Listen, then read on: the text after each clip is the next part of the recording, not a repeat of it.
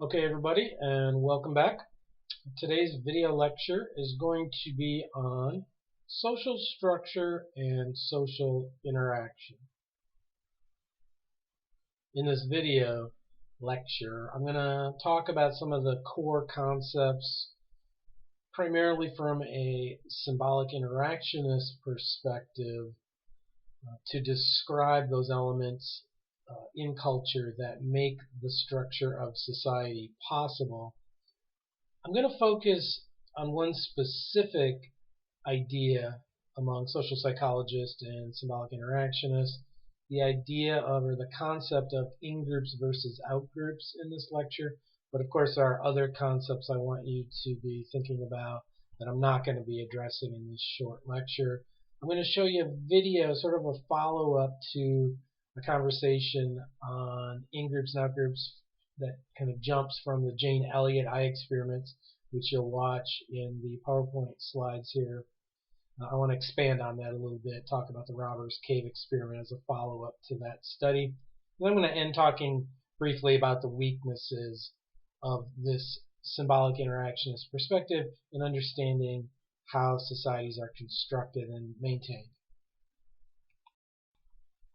So because I'm going to be talking about Jane Elliott's classic eye color experiment, it would be helpful if you had already seen the video that's here on our PowerPoint, or if you can now, maybe pause this video, go watch it, and then come back.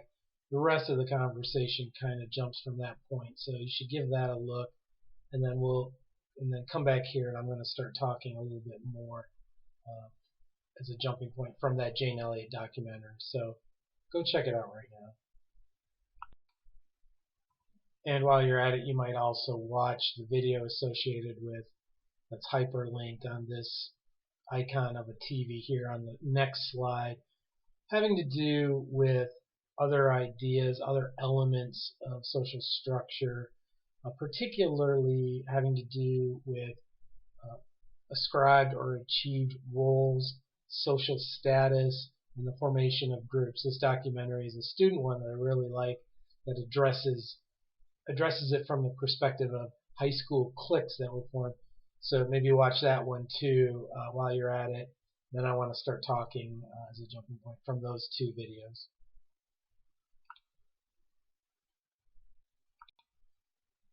So as alluded to in those videos, you've now seen a lot of how we describe the formation of social structure has to do with the formation of groups, which is one of the primary core concepts in sociology. I mean, to be sure, sociology is the study of groups of people by definition, so it really behooves us to mention or define groups along the way. A group being, for sociologists, two or more people interacting who share similar expectations and goals. And you can see some examples here. Think about examples in your life of groups you belong to. And we do discern between a group and a social category, which is simply a way to define groups who share certain characteristics but do not have that deeper emotional component, some intimacy, some long-term goals, and some of those kinds of groups that we distinguish from a mere social category referenced here, like women or African Americans or other demographic categories. And I'll talk about in-groups and out-groups in a minute, but I want to jump to another refining of this idea of social groups and social categories. The difference between primary and secondary groups, which is simply to say that in the groups we form, we can describe them as being groups that are characterized as having shared goals, long-term goals, with intimate relationships between members of the group, generally longer lasting, as primary groups. Secondary groups have the characteristic of being of having some shared short-term goals, but having weaker emotional ties. So you can just think of it as two different levels of groups, one with a greater intimacy level than another. And then, of course, we define institutions along the way. as a system, not as like a building or a space, but a system where more goes on than we typically think of when we think of like a building as an institution. Here we're talking about a system of statuses, roles, groups, and behavioral patterns that satisfy basic human needs and necessary for group survival. These are spaces, but spaces where these things are coordinated. So we define an institution as a system of these statuses, roles, and groups. So the concept of in-groups and out-groups, I think, deserves special mention because it plays a role in so much of what we think of when we think of social problems in contemporary society. Things like violence between groups, racism, animosity, hatred, bigotry, all these kinds of phenomena that are typically newsworthy on a daily basis to describe some of the conflicts we face both in the United States and abroad. I think we can describe or think in terms of this in-group, out-group phenomena, which you've had a taste of watching the two videos, and you've seen the definitions. I like the simple definition that I've provided here. An in-group simply being a group that you identify with or a person identifies with or belongs to, and an out-group being the one that you don't belong to. And the reason why we can get away with such a simple definition is because this is the fundamental social psychological dynamic at work. People tend to feel better about and view more highly groups that they belong to. It's really a psychological instinct almost in the human condition, and you felt it, and it's easy to understand because it happens to all of us all the time, even those of us who lecture about these things. We identify with groups, and the groups we identify with we think of as superior to groups that we don't belong to at one level or another, depending on certain variables that social psychologists have actually studied for a long time now, those particular variables. So I wanted to follow up the Jane Elliott video that you've seen, the classic one describing the blue eyes and brown eyes in the kids and the effect it had on them, as her way of explaining racism and at the time the recent assassination of Dr. Martin Luther King Jr. There was another study shortly after that by a husband-wife pair named Sharif or Sheriff, who took it sort of a step farther with a group of kids at summer camp. The camp was called Robbers Cave, and it's a classic now to show some of the inner workings, some of the dynamics that affect the formation of hostilities between groups. And I found a quick and dirty but nicely done 5-minute history lesson from the Archives of the History of American Psychology that talks briefly about this experiment. So let's check this out.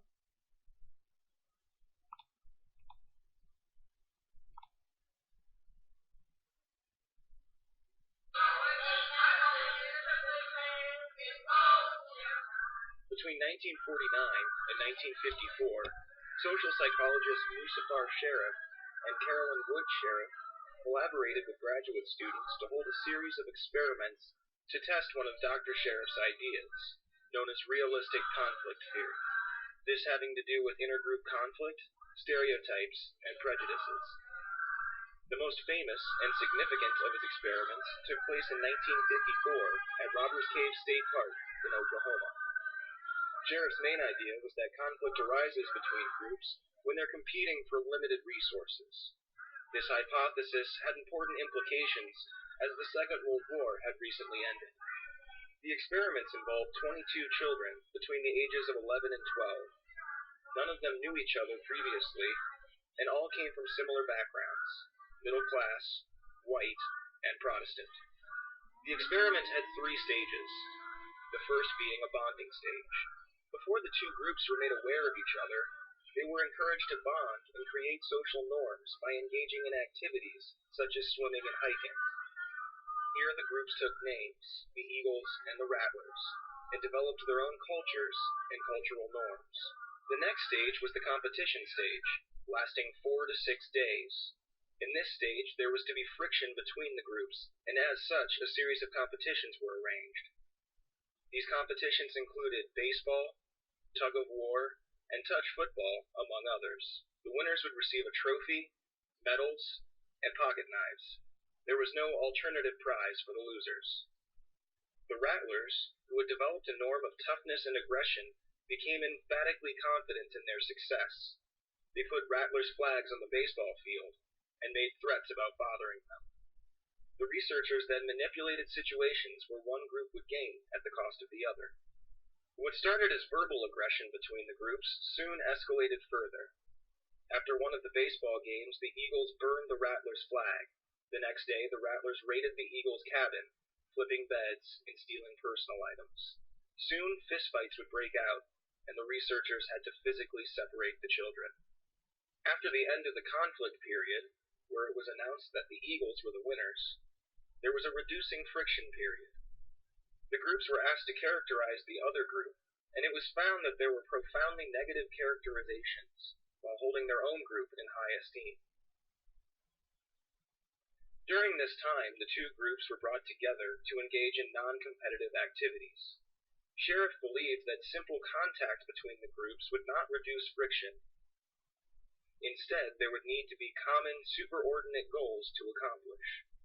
In one event, the boys were to watch a movie together, but had to chip in money of their own. They worked together to decide the splitting of the money. They also had to work to fix an issue with the water tank and the water supply at camp, which the researchers had arranged. Likewise, one of the trucks delivering food became stuck and had to be pulled out by the children working together. At this point, the kids had come together, no longer as enemies, but as allies with a common goal. Musafar and Carolyn Sheriff had successfully demonstrated realistic conflict theory.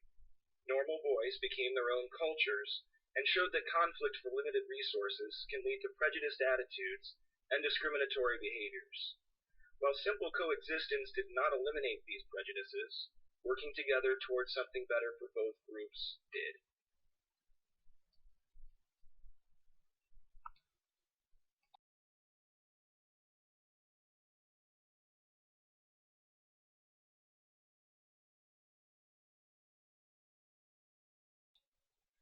Yeah, I think the Robbers Cave experiment is a timeless classic of how people develop group affiliations, how we sort of naturally assign ourselves to groups. But it went, it looked a little further at what elements play a role, a greater or lesser role in the formation of in-groups and out-groups.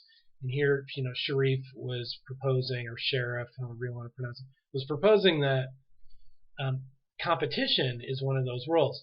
I want you to know that there were some other classic studies that showed that competition actually isn't always necessary to establish the kind of friction talked about in the Sheriff's study. There was a guy by the name of Tajfel, Tajfel, who did a study about randomly assigning groups of people to one of two groups, overestimators of dots or underestimators of dots. And as you might expect, the random assignment meant that a subject who was assigned as a overestimator of dots simply looked at a page full of dots, and whatever they said, the researchers told them that they were overestimators, and then they showed the exact same page of random dots. They didn't even count the dots, no one ever knew. And a different group of people were assigned as and told that they were underestimators of dots. And then they did these post surveys and group work afterwards to discuss how they felt about themselves. And the overestimators of dots, quote unquote, because they weren't really overestimators, they just thought they were.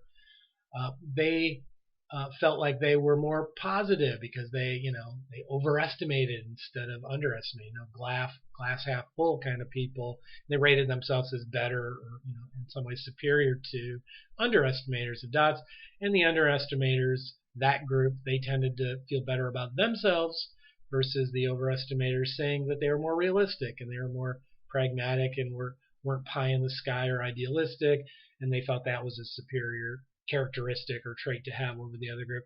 So here, where no competition or award, not even a token amount of money was given to the people in these two random groups, they still formed certain level of animosity. And they turned to fist fighting like they did in the Robbers Cave experiment, but they had they had more negative things to say about the other group just by virtue of being randomly placed into a different group. And you can see how this and the Jane Elliott experiment and the Sheriff experiment really show how we can really understand problems in society between groups like racial divisions within our country, right? And so it makes a lot of sense, even though these are older studies, they have been replicated, they still play out today, and I think you can see why. In-groups and out-groups is an important concept in sociology for this very reason. And the symbolic interactionist approach, I want to say in closing, is the best, most useful way of understanding the interactive dynamics between people and their personal interactions, and in helping to describe how these kinds of conflicts and roles and statuses play out in society, and at some level how it helps explain how society forms in the first place into these groups and these networks and institutions that we talk about and have defined earlier in this video lecture. I want to talk about weaknesses, but also I want to mention along the way that as you're watching the Robbers Cave experiment, I hope you thought about one weakness just with the study itself, and really a weakness of interactionism in general, in a way that the subjects used in like for instance the Robbers Cave experiment they were all white Protestant 6th grade boys, right? One wonders what would happen if we replicated in the more contemporary era with women or girls or with mixed groups, and how that would play out. Well, there have been some replications, and they find essentially the same thing to one extreme or another, but the social psychologists still debate whether or not competition is a primary role or not. So it's still a avenue worthy of further research in social psychology and symbolic interactionism and sociology. I want to say also, though, that overall, as a theory, symbolic interactionism does have the weakness, as you can see in these videos and in these conversations I've been having with you, that it doesn't well explain the macro level. Remember earlier we described symbolic interactionism as a micro theory, and functionalism and conflict theory, those other two perspectives that we're using in this class, as a macro theory. Well, interactionism is indeed it does expose a weakness when you're trying to explain large-scale macro-level phenomena in society, like how our politics have been shaped over time, for instance, or how our educational system how our institutions have evolved. It's not fully explained simply by the individual interactions that people have within these social spaces. These larger institutions, in fact, take on a life of their own and then dictate how those interactions are going to occur and what effect they're going to have. So it's really two sides of a coin when we think about society and how it's structured. On one level, we do want to think about those interpersonal dynamics that we've been talking about with with symbolic interactionism and the social psychologists, but we also need to be thinking about, and we're going to start turning towards this after this lecture, towards the more macro level understanding of social structure and how these larger institutions in turn take on a life of their own and then shape the way those interactions are going to take place in the first place.